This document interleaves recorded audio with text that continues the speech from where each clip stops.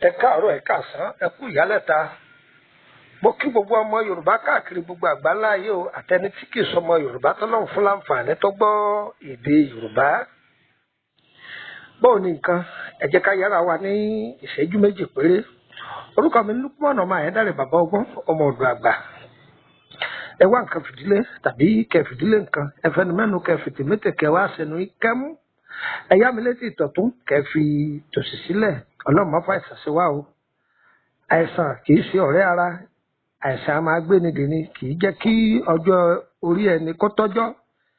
Tó ẹ wo àwọn àwòrán méjì tí mo mú wá fún yín yìí. Tẹ́ bá wá pọ̀ tún yín ẹ rí i pé fúláwà kan ni fúláwà ewé ìsápá tí wọ́n fi ń ṣe sóbò òun ni.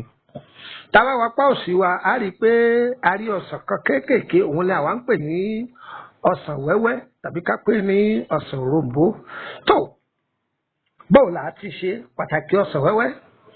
Àǹfààní tí ń bẹ lára ọsàn wẹ́wẹ́ kì í ṣe kékeré o, kì í ṣe kékeré rárá.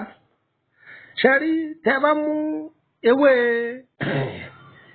ìsápá yìí ẹ kó sínú ẹ kó sódó, ẹ wá lọ wá egbò amùjẹ ẹmú náà ẹ kó sódó, èèpo ahùn ni mo pè ó ahùn ẹ kó sódó, ẹ gún gbogbo ẹ̀ pọ̀ pẹ̀lú ata ìjọsìn yóò ṣe déédéé bíi ká sọ pé ẹ̀kún agolo mílíìkì odidi kan àtààbọ̀ ẹ dà á sí kẹgùn papọ̀. Tẹ́ bá ti wá gùn papọ̀ tó kúnná lọ́múlọ́mú ẹ kó sẹ́gbẹ̀ẹ́ kan. Ṣé rí omi ọsàn wẹ́wẹ́ tẹ́ ti fún tó wà nílẹ̀ ẹ dà á sínú ẹ̀ ẹ fílẹ̀ ńbẹ̀ ẹjọ́ tó bí ijọ́ kejì síjọ́ kẹta kẹ́mi pọ̀ dáadáa. Tẹ́nìkan bá sọ pé ibà ń ṣèwọ̀n àbí òtútù gẹ́gẹ́ bá a ṣe wà bí àsìkò ọ̀gìnìtì yìí ẹni kó rọra po ẹ̀kọ́ gbígbóná àwọn àgbàlagbà ní í ṣe é kalẹ̀ ẹ bù díẹ̀ sí orí ẹ̀kọ́ gbígbóná kí gbogbo àwọn aráalé kí wọ́n ṣe mu láàárọ̀.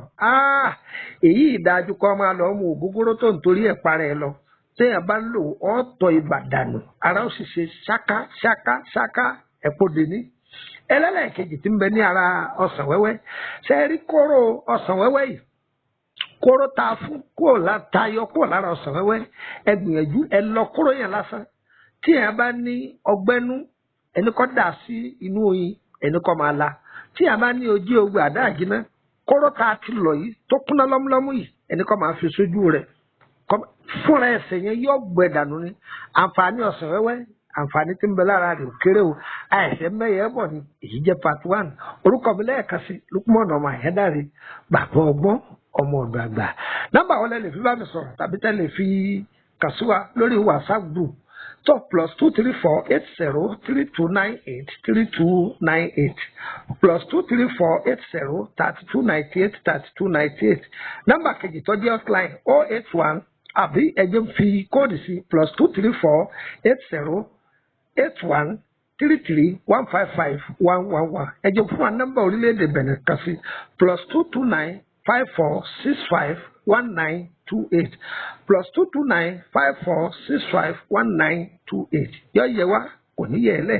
Tẹ́ ẹ bá pe nọ́mbà mi nọ́mbà Nàìjíríà tí ọba ti lọ ìyẹnsí lórílẹ̀-èdè Nàìjíríà ni o ẹ pe WhatsApp ẹ ń dà á lóhùn yọ yẹ wá o kò ní yẹ ẹ lẹ tọ́ba ti dọ́dọ̀ rẹ má ṣe é fún ẹ ìwọ náà pin kọjá sàrà fún ẹ. Ire o ire kàbìtì.